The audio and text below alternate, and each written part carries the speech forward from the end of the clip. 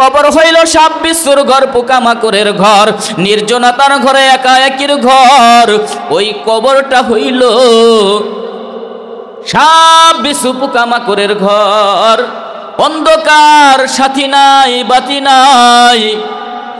ওই কবরে শোয়া দিবে, বাড়িতে রাখবে না, কবরের মধ্যে শোয়া দিবে। যদি কবরের মধ্যে মাটির মধ্যে শোয়া দেয়, আলো নাই, বাতাস নাই, আমি কিভাবে থাকবো? দুনিয়াতে একটু শীত করে, এই জন্য আমি মাহফিলে আসতেছি না। আজকে মারা গেলে কাল আমার জন্য 2 দিন হয়ে যাবে। আজকে আমি মারা যাব, আমার ছেলে আমাকে রাখবে না, আমার মেয়ে আমাকে রাখবে না, আমার প্রাণের স্ত্রী যাকে আমি সবচাইতে মহব্বত করি সেও আমাকে ভুলিয়া যাবে। বলবে তাড়াতাড়ি কতক্ষণে তাকে দাফন করা হবে, তাড়াতাড়ি দাফন করা হবে, তাড়াতাড়ি দাফন করা হবে। এই দুনিয়া ক্ষণস্থায়ী থাকার জায়গা না। হাতে দড়ি পায়ে পড়ি মজলিসের মধ্যে আসিয়া যাও। ও যুবক ভাইরা, মজলিসের মধ্যে আসিয়া যাও।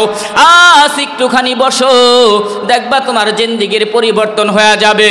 তোমার বাবার কথা শুনে মনতে চাইবে, তোমার বাবার কথা শুনতে মনে চাইবে, মায়ের কথা শুনতে মনে চাইবে। আজকে মা বাবার কথা কেউ শুনতে চায় না। যদি সে কোরআনের ইলম থাকে, হাদিসের ইলম থাকে, মাকে মান্য করবে, বাবাকে মান্য করবে, সমাজের মুরব্বীদেরকে মান্য করবে, ওই ছেলে ভালো হয়ে যাবে। আলহামদুলিল্লাহ আলহামদুলিল্লাহ নাহমাদুহু ওয়া নাস্তাঈনুহু ওয়া নাস্তাগফিরুহ ওয়া নাউযু বিল্লাহি মিন শুরুরি আনফুসিনা ওয়া মিন সাইয়্যাতি আ'মালিনা। মান ইয়াহদিল্লাহু ফালা মুদিল্লা লাহু ওয়া মান ইউদ্লিলহু ফালা হাদিয়া লাহু। ওয়া নাশহাদু আন লা ইলাহা ইল্লাল্লাহু ওয়াহদাহু লা শারীকা লাহু। ونشهد أن سيدنا وسندنا ومولانا محمد صلى الله عليه وعلى آله وأصحابه أجمعين. أما بعد فأعوذ بالله من الشيطان الرجيم. بسم الله الرحمن الرحيم. إن الله وملائكته يصلون على النبي يا أيها الذين آمنوا صلوا عليه وسلموا تسليما. اللهم صل على محمد وعلى آل محمد كما صليت على إبراهيم وعلى آل إبراهيم إنك حميد مجيد. اللهم بارك على محمد وعلى آل محمد كما باركت على إبراهيم وعلى آل إبراهيم إنك حميد مجيد. بلغ العلا بكماله كشف الدجى بجماله حسنت جميع خصاله. صلوا عليه وآله. لا إله إلا الله لا إله إلا الله لا إله لا إله لا إله যার দিলে আছে আল্লাহর ভয়, আল্লাহ আল্লাহ সব সময়। যার দিলে আছে আল্লাহর ভয়, আল্লাহ আল্লাহ সব সময়। লা ইলাহা ইল্লাল্লাহু লা ইলাহা ইল্লাল্লাহু লা ইলাহা ইল্লাল্লাহ। মা বাবাকে ভুইল না, নামাজ রোজা ছাইর না। জান্নাতবাসী হইতে চাইলে প্রাণ ভরে কর সাধনা। লা ইলাহা ইল্লাল্লাহু লা ইলাহা ইল্লাল্লাহ লা ইলাহা ইল্লাল্লাহ লা ইলাহা লা ইলাহা লা ইলাহা লা ইলাহা ইল্লাল্লাহু বলরে মুমিনগণ। এই কালিমার জন্য নবীজি, এই কালিমার জন্য নবীজি সহিলেন কত জালাতন। লা ইলাহা ইল্লাল্লাহু লা ইলাহা মাশাআল্লাহ লা ইলাহা লা ইলাহা লা ইলাহা ইল্লাল্লাহু মুহাম্মাদুর রাসূলুল্লাহ সাল্লাল্লাহু আলাইহি ওয়াসাল্লাম। আলহামদুলিল্লাহ, আল্লাহ পাকের লাখো কোটি গুণ শুকরিয়া যে আল্লাহ জাল্লা শানহু আপনাকে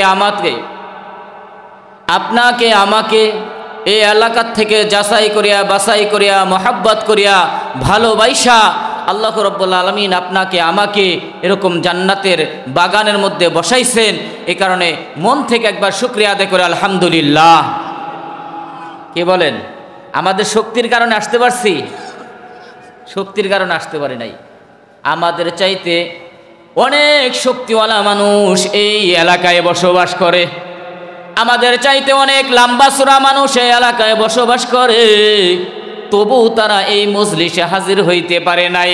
আল্লাহ পাক বলেন, আমি যাকে ভালোবাসি, আমি যাকে মহব্বত করি, তাকে আমি আল্লাহ আমার জান্নাতের বাগানে বসার জন্য তৌফিক দান করিয়া দেই। বলেন সুবহানাল্লাহ। আল্লাহ পাক আপনার আমার শরীরটা সুস্থ রাখছেন, আল্লাহ পাক আপনাকে আমাকে সুস্থ রাখছেন। সুস্থ রাখিয়া দুনিয়ার সব চাইতে উত্তম জায়গার মধ্যে আয়না বসাইছেন, দুনিয়ার সব চাইতে ভালো জায়গার মধ্যে আয়না বসাইছেন। এটা এরকম ভালো জায়গা, যদি ওই রাস্তা দিয়ে একটা মানুষ যায় আর যদি তার মন ইচ্ছা করে না এখানে বসার জন্য, তবুও সেই ব্যক্তি যদি একটুখানি বসিয়া যায়, আল্লাহ পাক বলে, ও দুনিয়ার মানুষ, আমার ওই বান্দার কোনো ইচ্ছা ছিল না মাহফিলে শোনার জন্য, ওয়াজ শোনার জন্য, কিন্তু একটু বৈশা গেছে, একটু বসার কারণে আমি আল্লাহ তাকে জান্নাতের মালিক বানায়া দিছি। বলেন সুবহানাল্লাহ। এটা এত বড় দামি মজলিস, দুনিয়ার কোনো মজলিস নয়, দুনিয়ার কোনো এরকম ভাবে টাকা দিবে না, পয়সা দিবে না, ভোট দিবে না, নোট দিবে না। এটা হইল জান্নাতের বাগান, এখানে আসলে আল্লাহর জান্নাত পাওয়া যাবে। বলেন সুবহানাল্লাহ।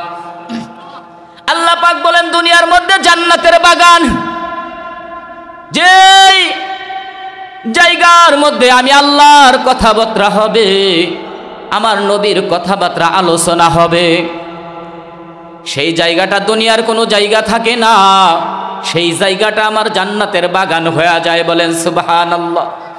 হইতে পারে এটা একটা বাড়ি, কিন্তু আজকের জন্য, আজকের এই রাতের জন্য এই জায়গাটা হইল জান্নাতের বাগান। কালকে এই জায়গাটা জান্নাতের বাগান থাকবে না। মাহফিল যখন শেষ হয়ে যাবে জান্নাতের বাগান থাকবে না। আজকে যতক্ষণ আপনারা এখানে বসা থাকবেন, আল্লাহ পাক বলেন জান্নাতের বাগানে বসা থাকবেন। ও ফেরেশতারা আল্লাহ পাকের কাছে যায় বলবেন, ও আল্লাহ, দুনিয়ার মধ্যে শীতের মধ্যে কোন কোন শীতের রাত্রিতে আপনার কিছু বান্দা মাটির মধ্যে আপনার পাগল হয়ে বইসা পড়ছে। আল্লাহ পাক বলে, ও ফেরেশতারা কি বলিস, কেন তারা মাটির মধ্যে এই শীতের মধ্যে বসছে?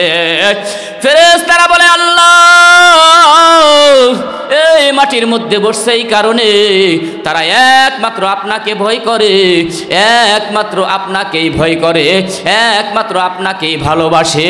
এই কারণে আপনার ভালোবাসায়, আপনার মহব্বতে তারা মাটির মধ্যে বসিয়া গেছে। বলেন সুবহানাল্লাহ।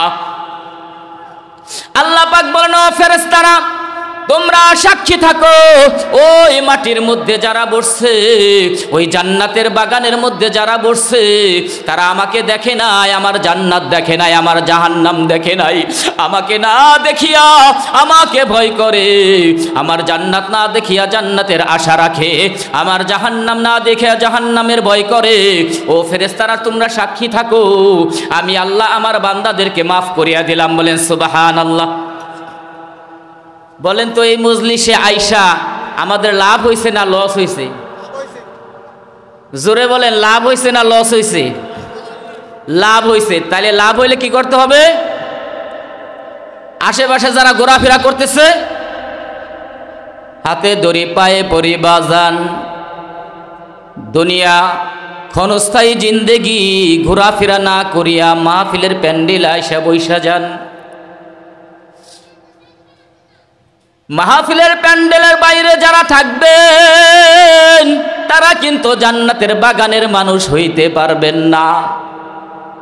মেলায় মেলায় ঘুরবেন, দোকানে দোকানে ঘুরবেন, একটা নেকিও আপনি পাইবেন না। আর যদি এই জায়গার মধ্যে আইসা বইসা যান, আপনার মনে চাইবে না বসার জন্য, কিন্তু আপনি যদি বসেন, একটা কথা আমল যদি করেন, ওই একটা কথা আমলের বিনিময় হইতে পারে আপনার জীবনের সব গুনাহ মাফ হয়ে যাবে। বলেন সুবহানাল্লাহ।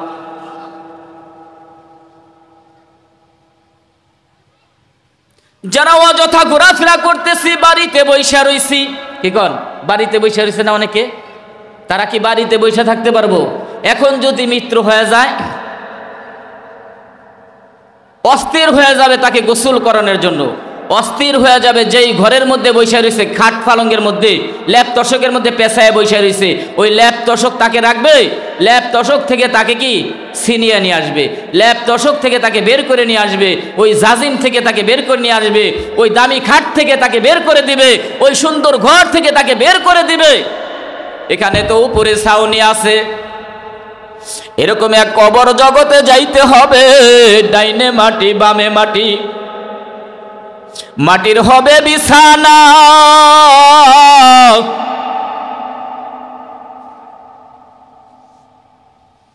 ওই মাটির মধ্যে মাটি ছাড়া আর কিছু নাই।